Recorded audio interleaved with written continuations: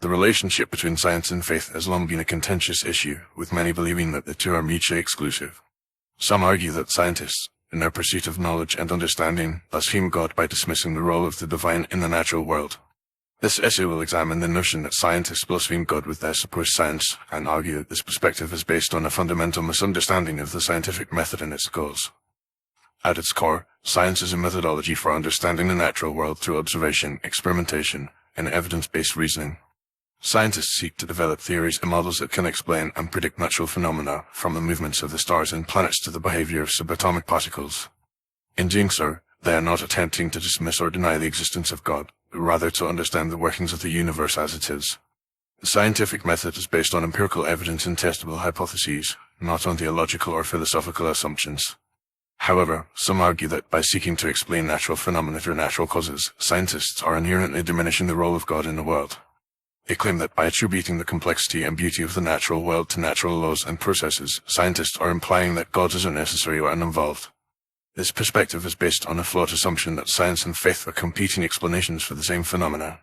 In reality, science and faith are two distinct ways of understanding the world, each with its own domain and methodology. Science is concerned with the how questions: how do things work, how do they behave, and how can we explain and predict natural phenomena.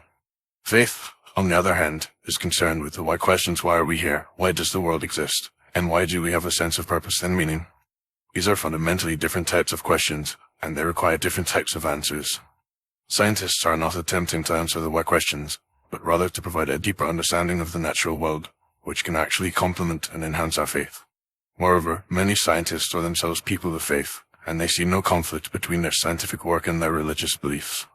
They recognize that science and faith are not mutually exclusive, but rather complementary ways of understanding the world. In fact, many of the greatest scientists in history, such as Isaac Newton and Galileo Galilei, were deeply religious men who saw their scientific work as a way of understanding and glorifying God's creation. It is also worth noting that the accusation that scientists blaspheme God is often based on a misunderstanding of the concept of blasphemy. Blasphemy is the act of speaking or acting with disrespect or contempt towards God or sacred things. Scientists, however, are not motivated by a desire to disrespect or deny God, but rather by a desire to understand and describe the natural world. They are not attempting to usurp God's authority or diminish his role in the world, but rather to appreciate and admire the beauty and complexity of his creation. In conclusion, the notion that scientists blaspheme God with their supposed science is based on a fundamental misunderstanding of the scientific method and its goals. Science is not a rival to faith, but rather a complementary way of understanding the world. Scientists are not attempting to dismiss or deny the existence of God, but rather to provide a deeper understanding of the natural world, which can actually complement and enhance our faith. By recognizing the distinct domains and methodologies of science and faith, we can work towards a more nuanced and respectful understanding of the relationship between these two important aspects of human knowledge and experience. Ultimately, science and faith can coexist and even enrich each other as we strive to understand and appreciate the beauty and complexity of God's creation.